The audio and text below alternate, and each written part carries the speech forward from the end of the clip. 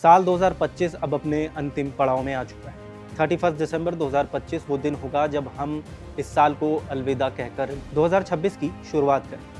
लेकिन ये सिर्फ कैलेंडर बदलने की तारीख मात्र नहीं, बल्कि ये आर्थिक मोर्चे पर कई ज़रूरी कार्यों को निपटाने की डेडलाइन भी होगी। वहीं 1 जनवरी 2026 का दिन आम आदमी के लिए बदलाव लेकर आएगा।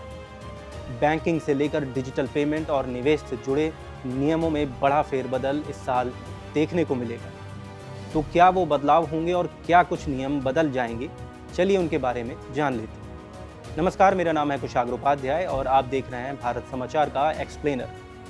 31 दिसंबर की रात और 1 जनवरी की सुबह से प्रभावी होने वाले ये नियम बदल जाएंगे। सबसे पहला और बड़ा बदलाव क्रेडिट स्कोर से जुड़ा है। क्रेडिट स्कोर से जुड़े नियमों में होने जा रहा है। कर्ज लेने वाले नए साल से सबसे बड़ा बदलाव देखेंगे। क्रेडिट स्कोर की रिपोर्टिंग होगी।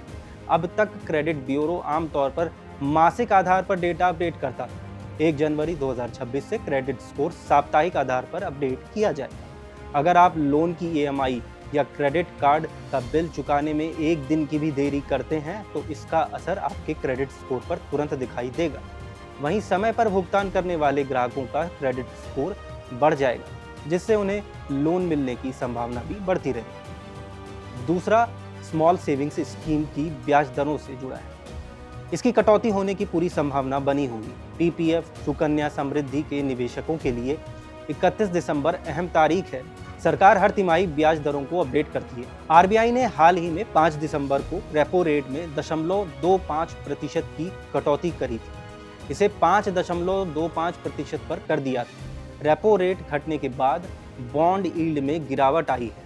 ऐसे में पूरी संभावना है कि 1 जनवरी से शुरू होने वाली तिमाही के लिए सरकार स्मॉल सेविंग्स स्कीम की ब्याज दरों में कटौती का ऐलान कर सकती है।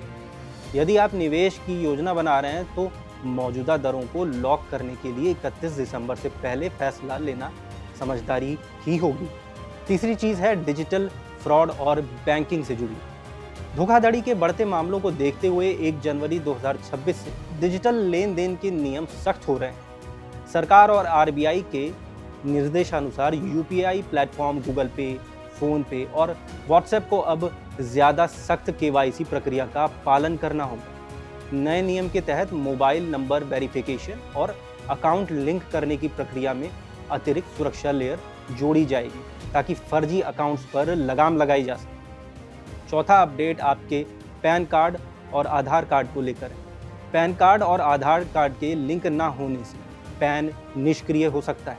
वित्तीय नियमों के अनुसार ये साफ कर दिया है कि पैन और आधार को लिंक करना अब अनिवार्य होगा। अगर आपने अभी तक प्रक्रिया पूरी नहीं की है तो 1 जनवरी 2026 से आपको बड़ी दिक्कतों का सामना करना पड़ सकता है। लिंक ना होने की स्थिति में आपका पैन निष्क्रिय हो सकता है।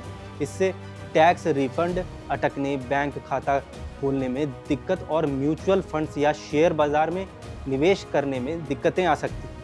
पांचवा और आखिरी अपडेट LPG और ईंधन की कीमतों को लेकर है, जिसमें बदलाव और तेल विपणन कंपनियां हर महीने की पहली तारीख को ईंधन की कीमतों की समीक्षा करती हैं। 1 जनवरी 2026 को LPG घरेलू और कमर्शियल दोनों ही CNG और एविएशन टरबाइन फ्यूल ATF के नए दाम जारी किए जाएंगे। अंतर्राष्ट्रीय बाजार में कच्चे तेल की कीमतों के आधार पर इसमें बदलाव संभव है, जिससे सीधा असर रसोई के बजट और ट्रैवल पर पड़ेगा।